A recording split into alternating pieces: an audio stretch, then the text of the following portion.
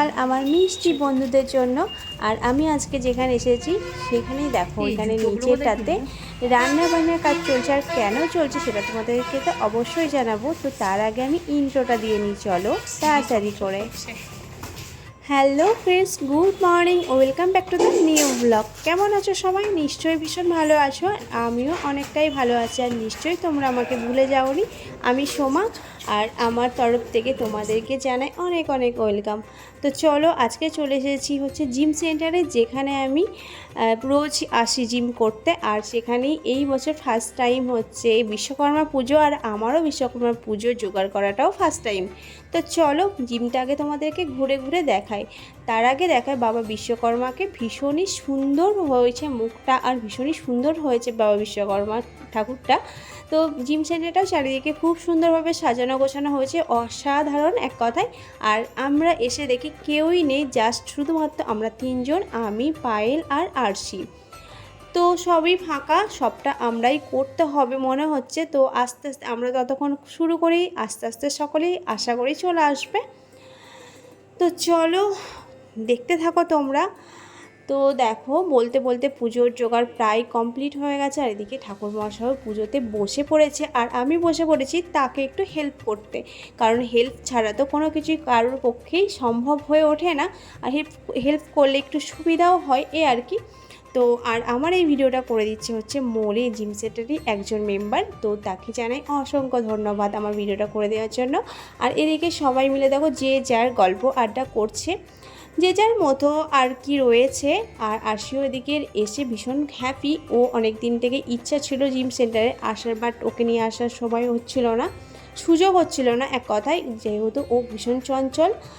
তো এই পুজোর টাইমে ওকে নিয়ে চলে এসেছি। আর এদিকে বলতে বলতে পুজো কমপ্লিট হয়ে গেল। আর এদিকে প্রসাদ বিতরণ করতে হবে, তার জন্য প্রসাদগুলো সাজাতে হবে। আর পুজোর জোগাড়ে কোনো রকম ত্রুটি হয়নি, মানে অসম্ভব ভালো জোগাড় করেছিলেন আমাদের স্যার, কিছু অ্যাভেলেবেল ছিল। তো তারপরে দেখো পুজোর জোগাড়ে সবাইকে প্রসাদ বিতরণ করে দেওয়া হচ্ছে। তারপরেই যেহেতু ভোগের আয়োজন ছিল, সেই কারণে দেখতে পেলে তোমরা নিচেতে রান্নাবান্নার কাজ চলছিল। আর এদিকে আমরা বসে পড়েছি মানে ভোগের প্রসাদ খাওয়ার জন্য। তো কী প্রসাদে আজকে থাকছে সেটা তোমাদের সঙ্গে তো অবশ্যই শেয়ার করব। তো মানে পাতা প্লেট পড়ার পর মনে পড়লো টিস্যু পেপার দেওয়া হয়নি। আর আমিও তাড়াতাড়ি করে ঝটপট চলে গেলাম, কারণ আমার এই সমস্ত কাজ করতে তো এমনিতেই ভীষণ ভালো লাগে, পরিবেশন করতে এই সমস্ত মানে আর কি। যাই হোক, আমি টিস্যু মানে পরিবেশনের জন্য প্রচুর ছেলেদেরকে দায়িত্ব দেওয়া হয়েছিল, সেই কারণে আর আমি পরিবেশন করতে যাইনি। কিন্তু টিস্যু পেপারটা যখন মানে মিস হয়ে যায়, আমি আর সেই সুযোগটা হাতছাড়া করিনি, উঠে পড়েছি টিস্যু পেপারটা পরিবেশন করতে, যদি ওটা পরিবেশনের মধ্যে পড়ে না। তো যাই হোক, তোমরা একটু ম্যানেজ করে নিও। তো চলো বন্ধুরা, তারপরেই দেখো আমরা সবাই মিলে খেতে বসে পড়েছি প্রায়। তো প্রথম পাতেই পড়েছিল বেগুনি, তারপরেই দেখো গোবিন্দভোগ চালের খিচুড়ি। কিন্তু খিচুড়িটার মধ্যে ঘি দেওয়ার কারণে আমি সেইভাবে খেতে পারিনি, কারণ ঘিয়ের গন্ধ আমার মোটে সহ্য হয় না। আর খিচুড়ির সাথে ছিল আলুর দম। তো আশি তো মোটেই খেতে চাইছে না, কারণ ও তো একটু লুচি ভক্ত। তারপরে দেখো এখানে দিয়ে দিয়েছে হচ্ছে রাধাবল্লভী,